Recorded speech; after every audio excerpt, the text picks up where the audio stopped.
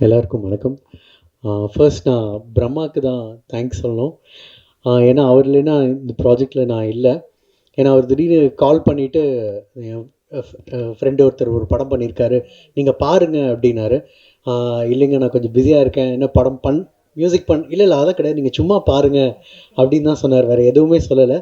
சரி ஓகே, நான் படம் பார்த்த உடனே பயங்கரமாக ரொம்ப கனெக்ட் ஆகிடுச்சு. அதான் இந்த நிறைய பேர் சொன்ன மாதிரி ஒரு நம்ம ஒரு மீசை முளைக்கிறதுக்கு முன்னாடி நம்ம பெரிய பையன் ஆகிட்டோம் அப்படின்னு சொல்கிற ஒரு விஷயம் வந்து சைக்கிள் ஓட்டுறது.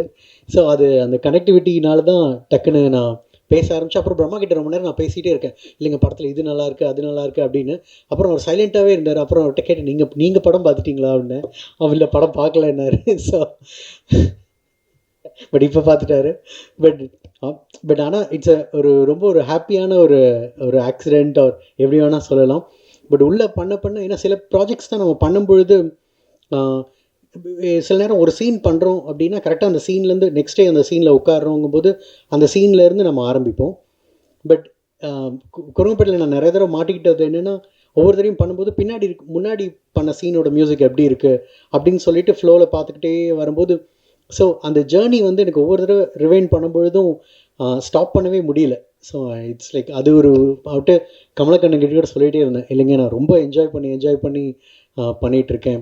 ஏன்னா வாகேஷோடவுக்கு அப்புறம் இந்த ஒரு ஸ்பேஸ் ஒரு ஒரு வில்லேஜ் பேஸ் சப்ஜெக்டில் சில இன்ஸ்ட்ருமெண்டேஷன், இந்த கைண்ட் ஆஃப் ஒரு ராகம் மியூசிக் இதெல்லாம் பண்ணுறதுக்கான ஒரு ஆப்பர்ச்சுனிட்டி கரெக்டாக அமையலை.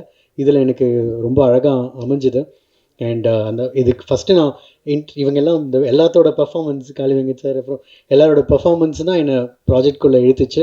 And I am really glad actually. And cinematography ரொம்ப எனக்கு பிகாஸ் இப்போ ஒருத்தர் சொன்னார், இல்லைங்க ரொம்ப இன்டர்நேஷ்னல் ஸ்டாண்டர்டில் இருக்குது அப்படின்னு. ஸோ அதுக்கு ஐம் என்ன சொல்கிறது, உங்களோட சப்போர்ட் வேணும்.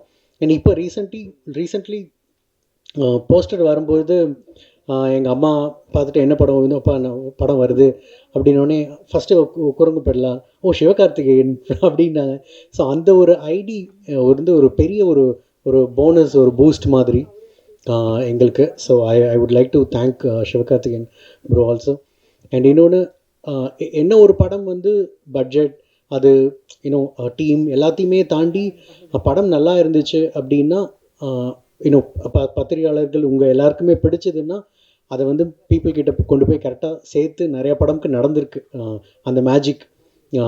அந்த ஒரு நம்பிக்கை தான் எங்களோட ஒரு சின்ன ஒரு த்ரெட்டு.